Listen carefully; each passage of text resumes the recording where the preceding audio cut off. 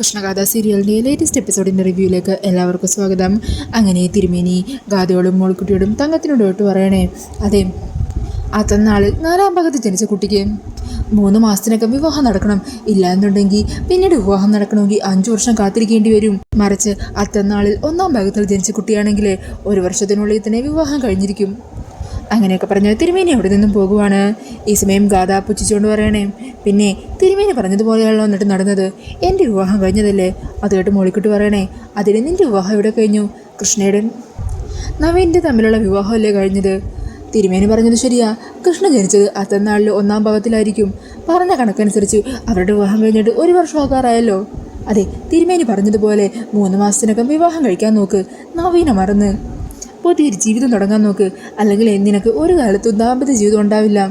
അതൊക്കെ കേട്ട ദേഷ്യത്തിലിരിക്കുവാണ്ടോ ഗാഥ.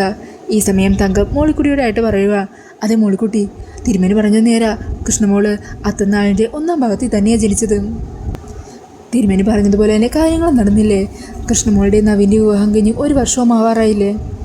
അന്നേരം ഗാഥ ചോദിക്കുന്നുണ്ട്, നിങ്ങൾ രണ്ടുപേരും കൂടി മാറിയെന്ന് എന്താ കുശിക്കുന്നത്? എനിക്കെതിരെ എന്തെങ്കിലും രഹസ്യം നീക്കുവാണോ? അതെ, നിൻ്റെ അഹങ്കാരം എങ്ങനെ അവസാനിപ്പിക്കാമെന്ന് ഞങ്ങൾ പ്ലാൻ ചെയ്യുമായിരുന്നു. മിണ്ടാതിരുന്നോണം.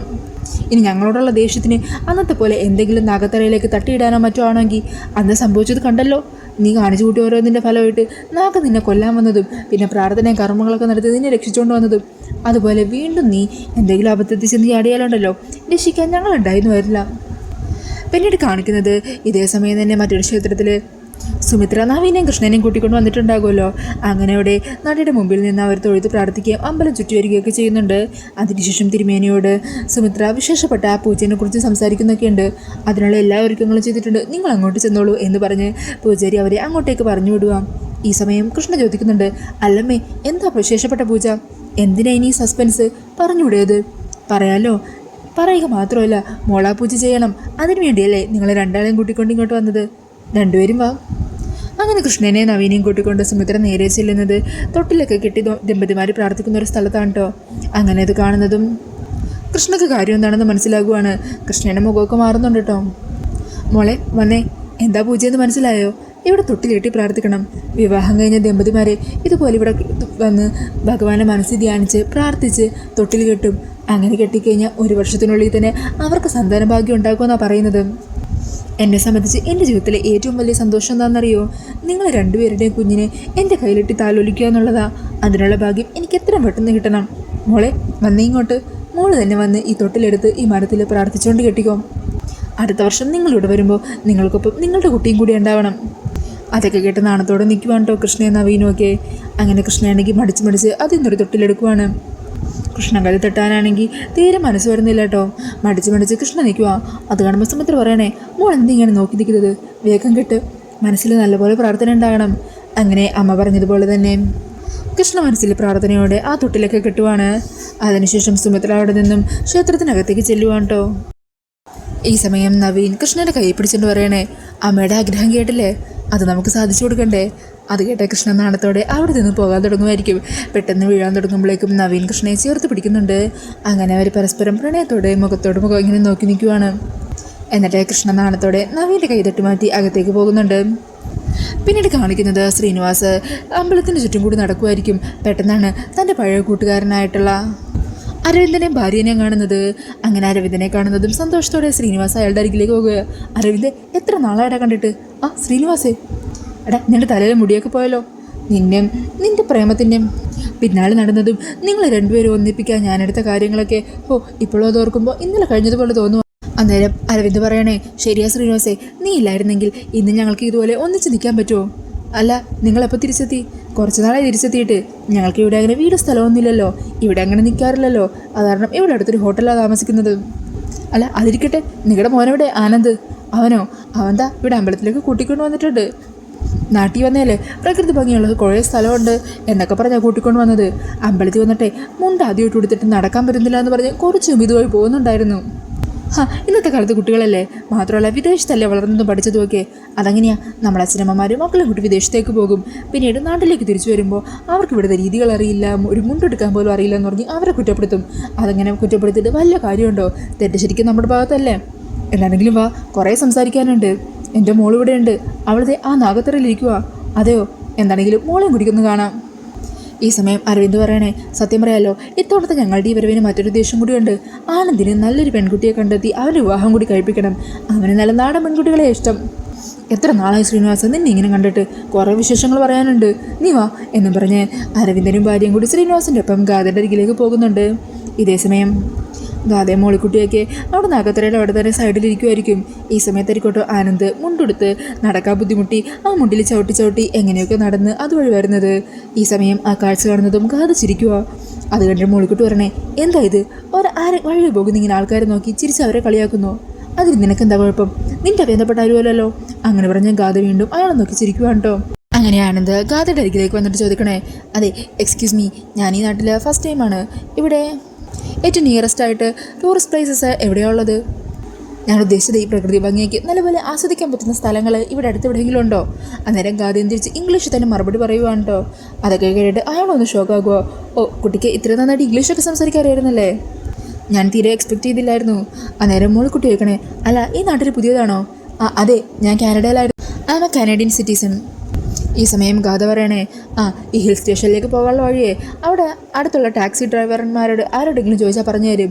പിന്നെ ചോദിക്കുമ്പോഴേ കുറച്ച് സ്റ്റാൻഡേർഡ് ആയിട്ടുള്ള ടാക്സി ഡ്രൈവേഴ്സിനോട് ചോദിക്കണം എന്നൊക്കെ പറഞ്ഞ് മോളിക്കുട്ടി ഒന്ന് നോക്കുവാണ് കേട്ടോ ഗാഥ. അങ്ങനെ അയാൾ അവിടെ നിന്ന് പോകാൻ തുടങ്ങുമായിരിക്കും. പെട്ടെന്ന് മുമ്പോട്ട് നടക്കുമ്പോൾ വീണ്ടും മുണ്ടി തട്ടി ഗാഥയുടെ ആ വീൽ ചെയർ ഉണ്ടല്ലോ അതിൽ കാല് തട്ടുവാണ്. അങ്ങനെ ഗാഥയുടെ ആ വീൽ ചെയർ ആണെങ്കിൽ മുമ്പോട്ട് ഇങ്ങനെ ഉരുണ്ടു പോകുവാണ്. ഈ സമയം മോളിക്കുട്ടി ഓടി പിന്നാലെ ചെന്ന് ഗാഥയുടെ ആ വണ്ടി പിടിച്ചു നിർത്തുന്നുണ്ട്. അന്നേരം സോറി പറയാനായിട്ട് ആനന്ദം അങ്ങോട്ടേക്ക് വരുവാ. Sorry, I am extremely sorry, ഞാൻ മനഃപൂർവ്വമല്ല. എന്താണോ താൻ കാണിച്ചത് എന്ന് പറഞ്ഞ് ഗാഥ ദേഷ്യപ്പെടുന്നുണ്ട്. സോറി, ഞാൻ പറഞ്ഞില്ലേ ഞാൻ ഈ മുണ്ട കൊടുക്കുന്നത് ആദ്യമായിട്ടാണ്, അത് കാരണം നടക്കാൻ വല്ലാത്ത ബുദ്ധിമുട്ടുണ്ട്, അതുകൊണ്ട് പറ്റിപ്പോയതാ, ക്ഷമിക്കണം.